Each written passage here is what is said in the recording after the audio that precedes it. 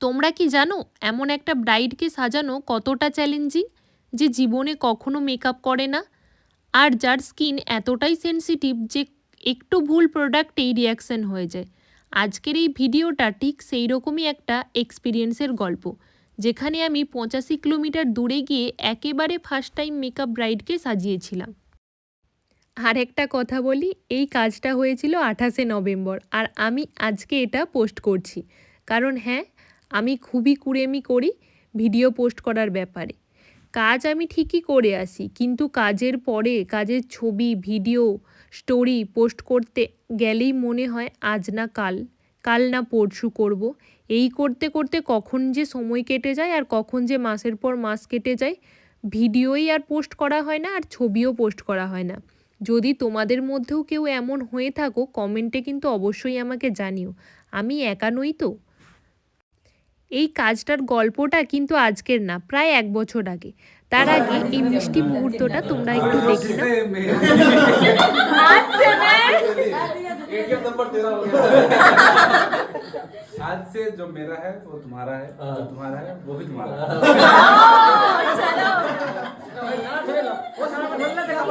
আমাকে যে বুক করেছিল সে হচ্ছে আমার এক দিদি, রিয়াদি। বয়সে একটু বড় হলেও আমার একেবারে বন্ধুর মতো। ও আমাকে অনেক আগেই বলেছিল, দাদার বিয়ে যেই দিনই হোক তুই কিন্তু আমার বৌদিভাইকে সাজাবি। তখনও কিন্তু বিয়ের ডেটটা ফিক্সড ছিল না, কিন্তু রিয়াদি আমাকে আগেই বুক করে রেখেছিল। ডেট যখন ফাইনালি ফিক্সড হলো 28 নভেম্বর, হলদিয়া। ওই দিনটা আমার নিজের লোকেশানে অনেক ব্রাইডাল বুকিং এসেছিলো, কারণ তোমরা তো সবাই জানো ওই ডেটটা কতটা ভাইটাল ছিল। কিন্তু আমি সব ক্যান্সেল করেছি, কারণ আমি রিয়াদিকে কথা দিয়েছিলাম। 85 কিলোমিটার দূরে হলো এই বুকিংটা আমার কাছে শুধু কাজ ছিল না, এটা একটা দায়িত্ব ছিল আমার কাছে। আমার এই ব্রাইডের নাম মিতুশ্রী। রিয়াদি আমাকে আগেই বলে রেখেছিল, বৌদি কিন্তু একদমই সাজতে পছন্দ করে না, সে সিম্পল থাকতে খুব ভালোবাসে। তাই আমি যেন সেই বুঝেই মেকআপটা করি। কিন্তু আমি গিয়ে যেটা শুনলাম সেটা শুনে সত্যি আমি একটু টেনশানে পড়ে গিয়েছিলাম। দিদিভাই জীবনে নাকি কখনোই মেকআপ করেনি, লিপস্টিক পর্যন্ত তার পছন্দ না। যে কোনো ওকেশানে দিদিভাই নর্মালি যেতেই পছন্দ করে। এটাই ছিল তার ফার্স্ট এভার মেকআপ, মানে বিয়ের দিন মেকআপ করেছিল আর সেকেন্ড টাইম রিসেপশানে মেকআপ করছে সে। যদি এমন হতো যে বিয়েতেও মেকআপবিহীন বসা যেত, তাহলে মনে হয় দিদিভাই সেটাই করতো। তার ওপর দিদিভাই স্কিন ছিল খুবই সেনসিটিভ। আগের দিনে মেকআপ হওয়ার কারণে স্কিনের রেডনেস এবং পিম্পলস আরও বেড়ে গিয়েছিল এবং স্কিন আরও বেশি সেনসিটিভ হয়ে গিয়েছিল। অনেকেই ভাবে অ্যাকনি প্রোন মানেই অয়েলি স্কিন হবে, কিন্তু না। অনেক সময় অ্যাকনি প্রোন স্কিন কিন্তু ড্রাইও হতে পারে। দিদিভাইয়ের স্কিনটা ছুঁয়েই বুঝেছিলাম স্কিন খুবই ড্রাই হয়ে আছে তখনকার জন্য, কিন্তু ভীষণ সেনসিটিভ। এবং দিদিভাইয়ের থেকে কথা বলে যেটা বুঝলাম, দিদিভাইয়ের স্কিন এতটাই সেনসিটিভ যে যে কোনো কিছুই তার স্কিনে রিয়্যাক্ট করে যায় খুব তাড়াতাড়ি। এবং সে যেহেতু জব করে এবং তার কারণে অনেকটা বেশি তাকে ট্রাভেল করতে হয়, তার জন্য তার স্কিনটা আরও বেশি সেনসিটিভ হয়ে থাকে এবং সে প্রপারলি স্কিন কেয়ারও করতে পারে না টাইমের অভাবে। এবং এই জায়গাতেই একজন মেকআপ আর্টিস্টের কাজটা সবথেকে বেশি চ্যালেঞ্জিং হয়ে যায়। তোমরা ভিডিওটা দেখে কতটা বুঝতে পারছো আমি জানি না, কারণ আমি বিফোরের কোনো ভিডিও নিইনি, তাই প্রপারলি হয়তো বোঝা যাবে না। কারণ দিদিভাই সেটাতে একদমই কমফোর্টেবল ছিল না।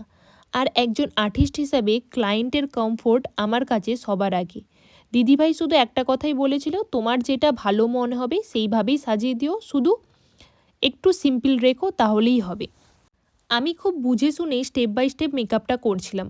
প্রোডাক্টগুলো খুব কেয়ারফুলি বেছে নিয়েছিলাম। যখন মেকআপ শেষ হলো, দিদিভাইয়ের মুখের সেই হাসিটা দেখেছিলাম, সেটাই আমার সব টেনশন একদম ধুয়ে মুছে দিয়েছিল। রিভিউটা তোমরা ভিডিওতেই শুনতে পাবে। রিয়াদি, তার দাদা এবং তার গোটা পরিবার সবাই খুব খুশি ছিল। আর তখনই মনে হয়েছিল 85 কিলোমিটার এত পরিশ্রম সব সার্থক। এই ছিল আমার 28 নভেম্বরের একটা স্পেশাল এক্সপিরিয়েন্স। এবার তোমাদের পালা, কমেন্ট করে অবশ্যই জানাবে এই মেকআপ লুকটা তোমাদের কেমন লেগেছে। ভিডিওটা ভালো লাগলে অবশ্যই একটা লাইক, কমেন্ট এবং শেয়ার করো। পুরো রিসেপশন লুকটাই কমপ্লিট হয়ে গেছে। এবার বলো তোমার কেমন লাগলো, রিভিউ দিয়ে দাও ছোট্ট। খুব সুন্দর লাগছে, ভীষণ ভালো লাগছে, সামনে থেকে বেশি ভালো লাগছে, ফুল স্যাটিসফাইড? ভীষণ ইউ তোমাকে এত সুন্দর করে সাজিয়ে দেওয়ার জন্য, থ্যাংক ইউ।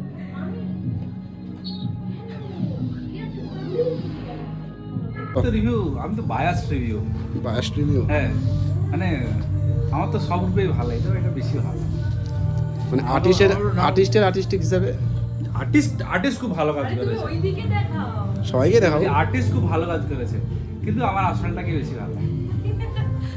এটা হচ্ছে প্রকৃত রিভিউ। হ্যাঁ যেটা আসল ঠিক আছে। না ওদের হ্যাঁ। এমনি দিয়ে দে, ইয়ার কি মেরে বলছিস? ইয়ার কি মেরে কেন বলছি? আমি সব ভেবেই বলছি। হাসছিস কেন? হাসবো না, সেটা কারণে তো হাসছিস। বউ ব্যাপার চলে এসে বর হাসলে দোষ রে ভাই। না না, মিষ্টির কাজ খুবই ভালো, এতদিন শুধু শুনতাম, খুব ভালো, ফলো করতেই হবে। এবার সেখানে গিয়ে নিতে হবে। খুশি? ব্যাস। আমাদেরও তো ওখানে ইনভিটেশন ছিল, তাই দিদিভাইকে রেডি করার পর আমরা নিজেও একটু রেডি হয়ে ভেন্যুতে চলে যাই। ডেকোরেশনটা তোমাদের সাথে শেয়ার করেছি। এই ডেকোরেশনটা তোমাদের কেমন লাগলো সেটাও কিন্তু জানাতে ভুলো না। কাজের ফাঁকে ফাঁকে খুবই মজা করেছি। আর আমাকে কেমন লাগছে সেটাও কিন্তু তোমরা জানাতে ভুলো না। আমি তো খুবই অল্প টাইমের মধ্যে রেডি হয়েছিলাম, কারণ আমি যখন রেডি হচ্ছিলাম তখন আর বাড়ির মধ্যে কেউ ছিল না, তাই 5 থেকে 10 মিনিটের মধ্যে ঝটাপট রেডি হয়ে আমি ভেন্যুতে বেরিয়ে চলে এসেছিলাম। আমি আসলে খুব কমই বিয়েবাড়ি অ্যাটেন্ড করতে পারি, কারণ আমার প্রফেশনটাই এমন। এই বিয়ের সিজনটাই আমাদের কাজের সবচেয়ে ব্যস্ত সময়।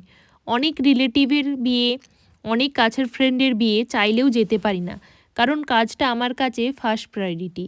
অনেক সময় মন চাইলেও বিয়েবাড়ি ক্যান্সেল করতে হয়, কারণ কেউ না কেউ আমার উপর ভরসা করে বুকিং রেখেছে, আর সেই ভরসাটাই আমার কাছে সবচেয়ে বড়। তাই এই বিয়েবাড়িটাতে যখন কাজের পাশাপাশি আর অনেকটা সময় হাতে ছিল, তখন সত্যি মন ভরে এনজয় করে নিয়েছিলাম। অনেক দিন পর বিয়েবাড়ির গান, হাসি, আলোর ঝলকানি সব কিছু আবার নতুন করে উপভোগ করলাম। আর একটু নাচাগানাও করে নিয়েছিলাম, কারণ গান বাজলেই তো আমি নিজেকে আর কন্ট্রোল করে রাখতে পারি না। অনেক দিন পর এরকম মন খুলে আনন্দ করেছি, হেসেছি, গল্প করেছি এবং আরও অনেক কিছু করেছি একদম নিজের মতো করে।